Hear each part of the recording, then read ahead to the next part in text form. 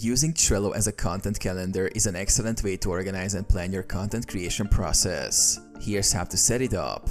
Create a new board. Start by creating a new Trello board specifically for your content calendar. You can name it Content Calendar or something similar. Set up lists. Create lists to represent different stages of your content process. Common list names could include ideas or brainstorming for content ideas or topics.